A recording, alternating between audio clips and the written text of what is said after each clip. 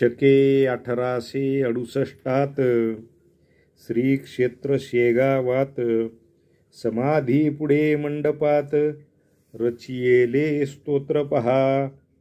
फाल्गुन वद्य एकादशी मंगळवार होता त्या दिवशी स्तोत्र गेले कळसाशी गजाननाच्या कृपेने. जय गजानन. बघा, हे श्री गजानन महाराजांचं प्रार्थना स्तोत्र आहे आणि हा जो ग्रंथ आहे, हे जे स्तोत्र आहे, हे संत कवी श्री दासगणू महाराज यांनी रचलेलं आहे.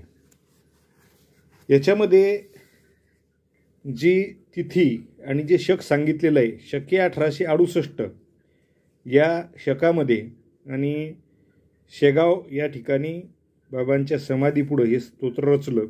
त्या दिवशी फाल्गुन वद्य एकादशी आणि मंगळवार होता.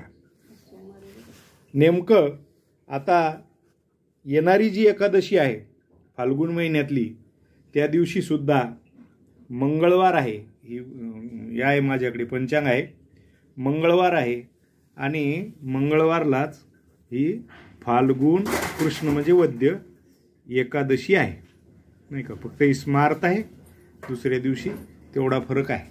आणि शकसुद्धा 1946 आहे आणि त्यावेळेस जे 1868 शक सांगितलं याच्यामध्ये, तर त्या 1868 शकाच्या वेळेस इसवी सन 1946 होतं. तर असा अत्यंत चांगला योगायोग हा या येणाऱ्या एकादशीला मंगळवारी म्हणजेच 25 मार्चला येणार आहे.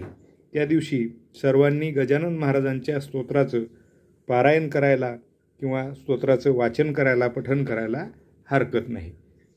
जय गजानन.